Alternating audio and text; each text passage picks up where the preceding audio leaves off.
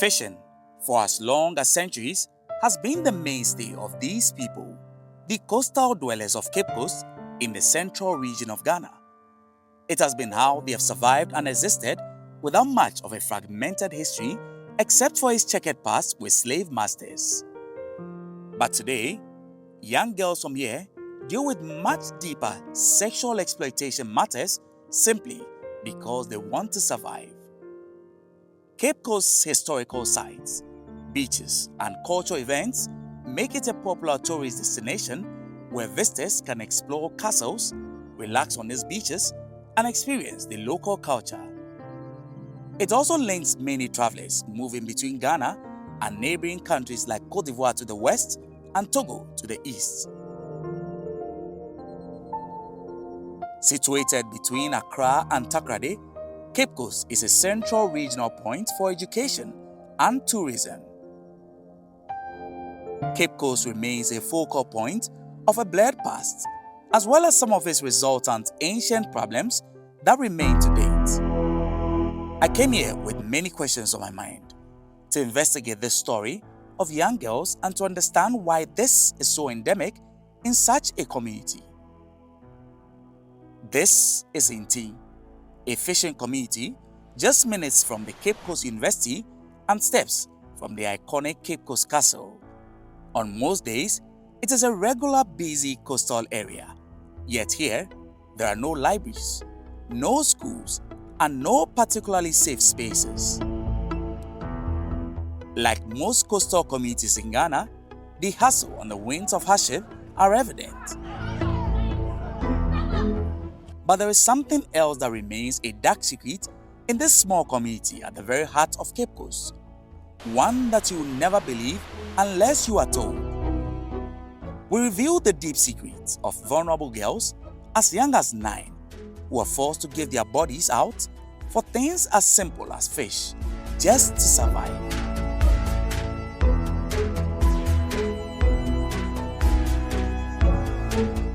But giving their bodies out for survival is only one branch of the troubles of these girls. Some of them are pushed into these lifestyles by their mothers. Others permanently stay out of school due to a combination of poverty and teenage pregnancies. The consequences are heavy. Teenage pregnancies, broken homes, girls forced to drop out before they even learn to dream. I met 4 bold girls who came out willingly to speak with me. These girls are victims of this decades-long practice. They agreed to tell their stories, and for their safeties, we have concealed their identities. I am 19 years old, and my child is 1 year and 4 months old. I gave birth when I was only 17 years. The father of my child is a fisherman. He slept with me when I asked for his help after I left home due to my auntie's maltreatment. In return, he gave me fish, but later stopped and began giving it to another girl. Yes, and money be any memada. Maybe to say enam. Intina omone and mema eda. And okay. Sana also would any isi and accident. Nipano oko eposo. Inti enam no de buy intina na or did oma ubi an accident. Many other young girls in my community also sleep with older men in exchange for fish. I am 19 years old now, but my journey into motherhood began when I was just 17. No more 17. At the time, I was still a student with dreams of continuing my education. Then I met a 20-year-old fisherman. He told me to follow him, promising that he would give me fish to sell. And when you're 20 years, and I'm also mama. So I could earn something for myself. I thought it was an opportunity, but that decision changed my life completely. By the time I realized what was happening, I was already pregnant. Like or the pino or the dam, and go down mama. Okay. Ne okudum baby mo dey yamne yenti. Echi ehuni ana ifuna abon. I told him and he gave me some money for my antenatal care. After my baby was born, his family brought foodstuffs for the naming ceremony. I helped my mom to sell. I used to school, but I had to stop at GHS 1 when I got pregnant at the age of 16. I go school by major. Form 1. No more 16 years. Some more 17 years. Okay. It's a boy now. Or breaking virgin. My mother aborted the pregnancy for me so I could continue my education. But I dropped out due to financial challenges and constant teasing from my classmates.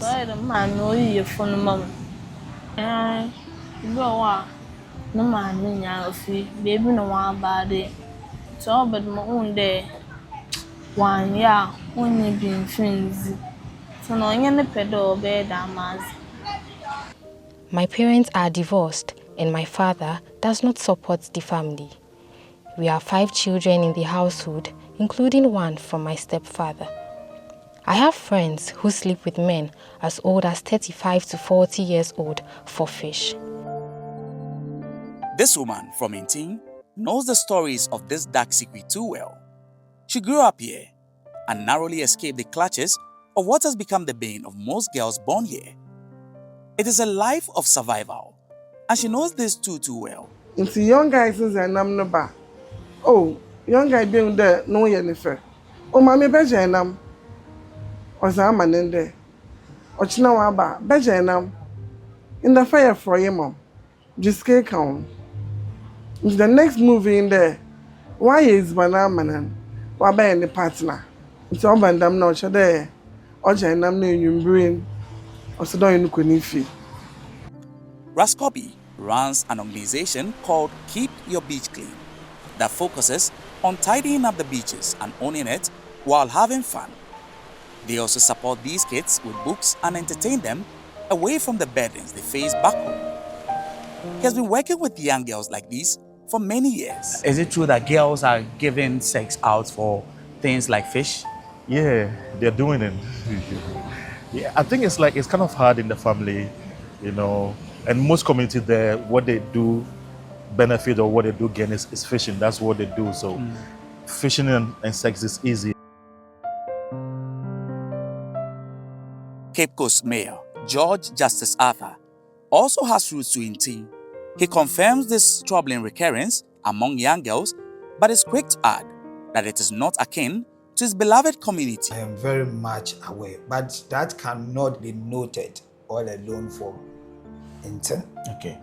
It is within the areas of Cape Coast. The teenage pregnancy, you can find a lot from there. I mean, that one I can tell you the fact. I mean, when you go there, we have just a room where you can have about 20 people sleeping in the room or 10 people sleeping in the room. So it doesn't give the parents that needed attention towards their awards. I mean, they will go out without they recognizing that the award have been out. Sometimes what is so perturbed and irritating is that when they come, they ask them whether or not they had some money. You mean the parents? Yes, the parents. If you are 18 years, not even 18, 14, 12 years, and you have given birth to a child, how would you take care of the child? Especially with an irresponsible person, what would happen? So they will keep giving birth to irresponsible people. You understand? If care is not taken. So we need to look at the problem holistically. What is causing this? I don't want to actually condone or connive or entertain with the fact that they are doing it. But let us look at the root cause. What is happening? Lack of parental care, I've said it. Lack of education. I've also said that one. Poverty is eating them up. Admittedly, taking a walk on the street, we don't get to see, I think, openly the things we're talking about. Yeah. the activities, the dark activities. Okay, that's what we're gonna see at night, like in the middle of the night, around like from 11, 12 going. That's when the stores are all closed. Okay. And that's when the youth take over the streets. Oh. So that's why you're gonna see that. Yeah. So this street doesn't actually sleep. It does not sleep. The nightlife comes up after 11 p.m. After 11 p.m. going, that's when nightlife come out. And also there's some ghettos around here too, which is also kind of like take the kids away too. There's more ghettos around here. Okay. And you say it's the young children that come Take onto over the streets, yeah, at night. It's from 11 going. They take over the streets. Yeah, so this is all in Tino. Sorry? This is in Tino. Yeah. You see, because of poor education and stuff, why will you be playing ball in the gutter, you know? So the boys play they play football in the gutter. They do have a football match in the gutter. They actually have football matches? Match. They will put a post in here. They put another post here. Yeah. Oh, wow. That's quite interesting. Yeah.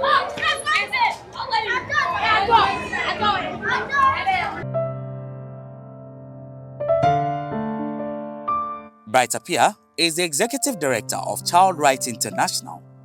Over the years, his organization has engaged on many child-related subjects. I first asked him whether he is surprised at this revelation. Well, not really, because we've also worked along that area, and there were some findings that we made, and the documentary that you've done confirms most of the things. Because when you pick the coastal areas, there are two things that normally happen to children there.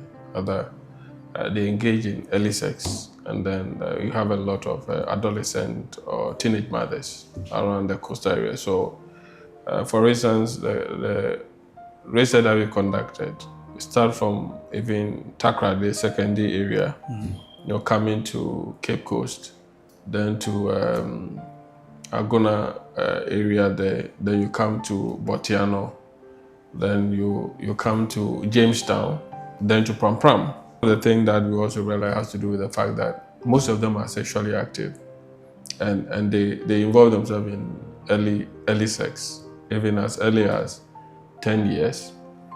They do that. So it's more like a norm that they are gradually developing and become part and parcel of that enclave in terms of what they do there. Then again, you would also realize that there is more or less like a competition amongst them to who can give birth at the early stages. The highest education that you can find amongst them, on the average, has to do with the GHS. Once a child drops out of school or they've completed GHS, the next thing that they're thinking about is how to give birth and all that. Amnesty International, a global movement of more than 10 million people in over 150 countries and territories, has been Ghana's leading human rights organization for 50 years. Genevieve Partington heads the Ghana office, and she describes the plight of these girls as another form of human trafficking. When I saw the excerpt of the documentary, it was quite frightening that this is what's going on, but it's not new. This is happening in other parts of the world, of course. So in terms of Ghanaian laws, there are laws that protect these young girls from exploitation. Under the law, it is explicitly sexual exploitation, but it's also trafficking. So in Ghana, for example, we have the Anti-Trafficking Act, which clearly states that this is sexual exploitation. Once there's sexual exchange, once there's a transaction based on sex and favors or goods for your livelihood, it is seen as trafficking. There's clearly factors that come into play when it comes for young girls who are, that unfortunately get into this type of transaction.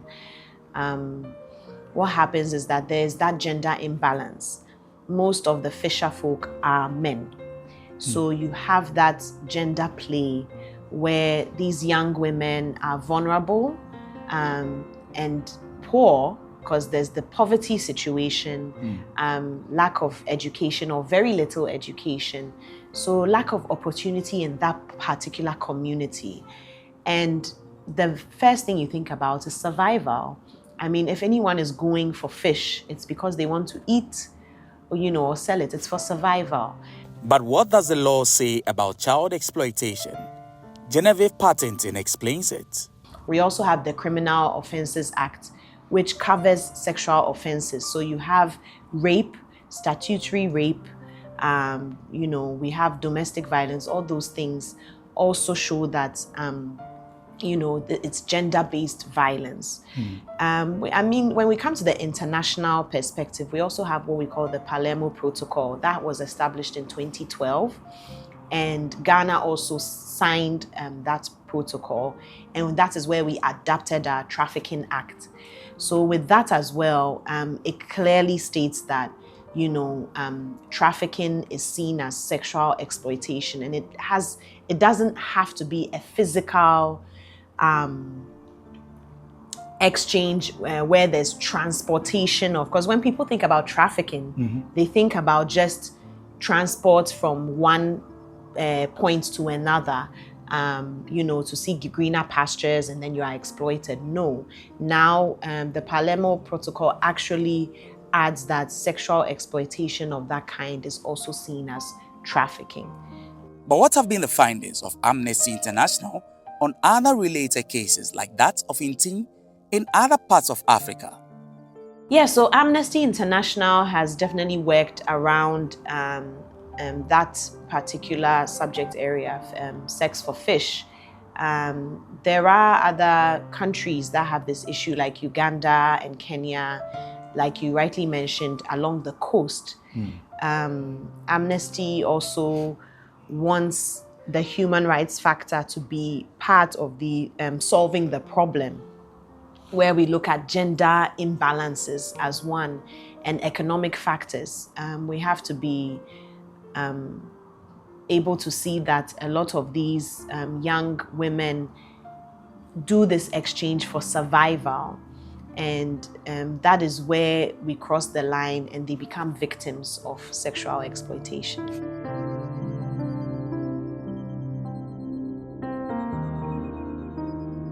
But who is responsible for ensuring that these girls are properly protected against these things? Intin is very close to the seashore. Yes, just on the beach. My parents wouldn't allow me to go.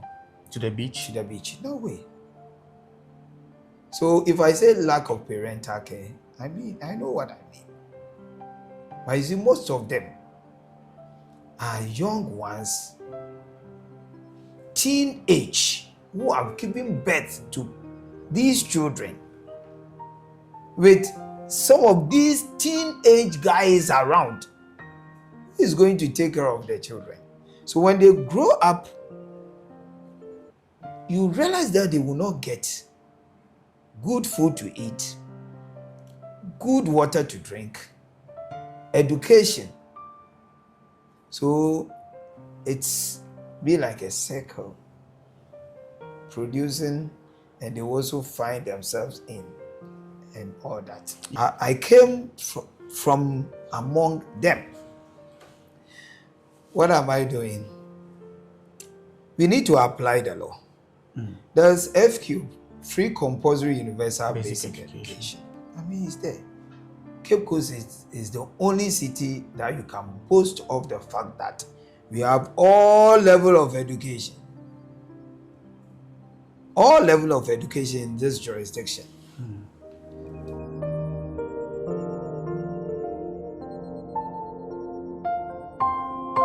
If children are going through certain difficulties, the assembly must act as parent on behalf of the state to provide care. And even when that fails, the state has also mandated social welfare to provide alternative system. So if you walk through the law, then you come to the realization that under no circumstances should a child suffer any problems in terms of their growth process. But if the family unit fails, then the assembly should be able to do that. Immediate assembly for the social welfare, which represent the state, should be able to do that. So clearly, we are intentional about how we want to raise our children as a country. So if all these strategies are not working, that means that we are also intentional to fail our children.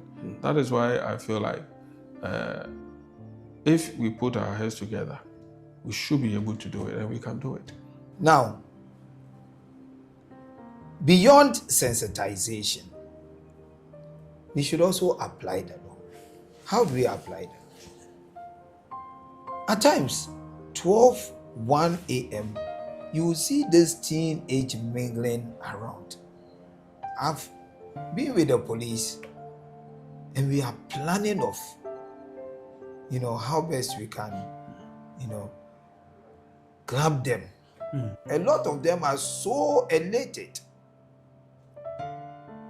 so happy to see me sitting here. But they are my brothers and sisters. And when they go around, they boast of that, hey, now we have our own judge sitting up there. So if you have your own judge, and your own judge approach you with some level of importance on education and how best you can, move your own self from this situation, that is going to inure to your own benefit in future. Won't you leave? How long are you going to be in that situation?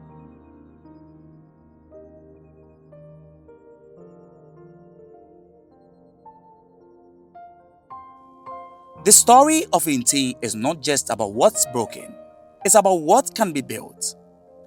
The Inti Township and what it has done to the innocence of young teenage girls is a scar on the community, and even though not many people boldly speak about it, it can never be ignored.